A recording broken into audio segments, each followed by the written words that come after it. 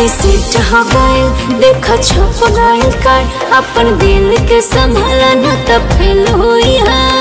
दुल्हन बनी अब तो हार्ड होई बुढ़िया, हार्ड होई का करबो अब।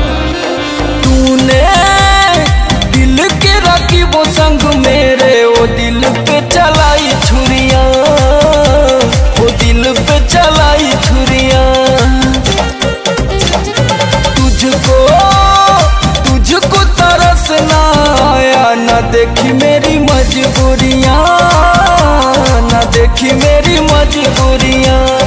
तूने दिल के रखी वो संग मेरे, वो दिल पे चलाई छुरियाँ, वो दिल पे चलाई छुरियाँ।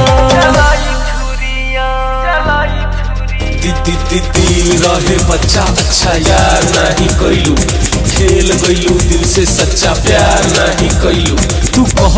तू कहलू कि सेनुरा डलवा तू मंगिया में अपना नाम के, 7 जन्म के वादा करके एको जन्म न निभैलू, ई का कैलू।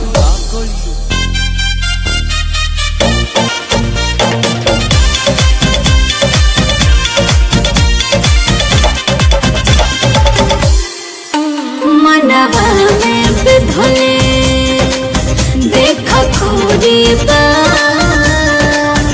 अब सैया संग दोनों जरूरी बा। हो घर चला है मेरा, क्या बिगड़ा तेरा, तुझे तो नया यार मिल गया हो। मुबारक तुझे जला कर मुझे, तुझे तो तेरा प्यार मिल गया। ऐसा नहीं है। तूने दिल के रखी वो संग मेरे, वो दिल पे चलाई छुरियाँ, वो दिल पे चलाई छुरियाँ।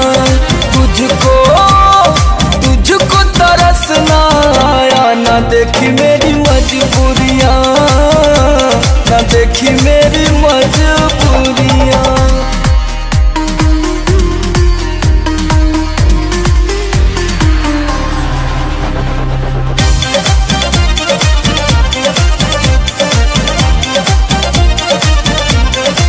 हमारा चढ़ल